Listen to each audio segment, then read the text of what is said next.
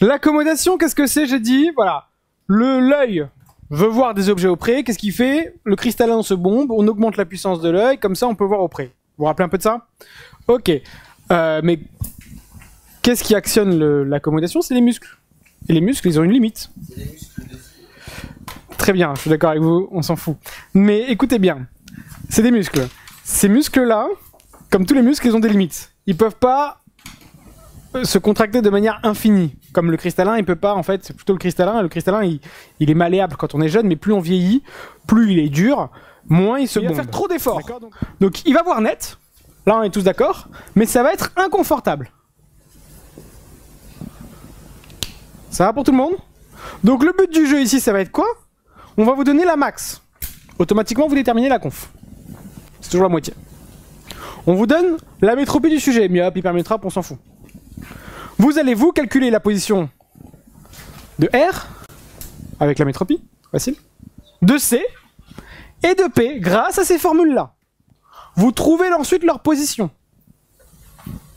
Vous faites un dessin et vous dites, entre R et C, c'est la zone où je peux voir net de manière confortable. Entre C et P, je vois net, mais de manière inconfortable. Concrètement, là, ce dessin, c'est traduit par cette chaîne d'images-là. Ouais. Je vais rajouter un verre devant les yeux. Une lentille. D'accord? Un verre ou une lentille, on s'en fout, c'est pareil. Donc en fait, qu'est-ce qui est en train de se passer? Je rajoute un verre devant les yeux. Que je vais noter DL. Lunettes. Puissance de lunettes, quoi. Qui a comme position L. Comme origine L. D'accord? Et ben, je vais avoir donc un objet pour le remotable, hein, un nouveau objet, que je vais appeler R de la lunette. RL. Pour l'instant, ça va? Il faut absolument que pour que le sujet voit bien, lui soit à l'infini. Ouais. Ça va pour tout le monde pour l'instant? Que lui soit à l'infini. Si lui est à l'infini, il y a une chaîne d'images qui est obligatoire à connaître par cœur. 2. Je fais de manière générale. Hein. Si vous avez un objet à l'infini à travers une lunette, n'importe laquelle, hein,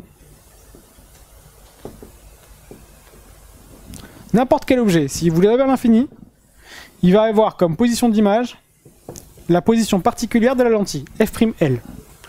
Si vous avez un objet qui est sur le foyer objet de la lentille, son image va être marquée, c'était DL, est égal à 1 sur LR. Ouais. Que j'avais trouvé juste avant. Donc ça faisait égal à 1 sur moins 0,235. Ouais.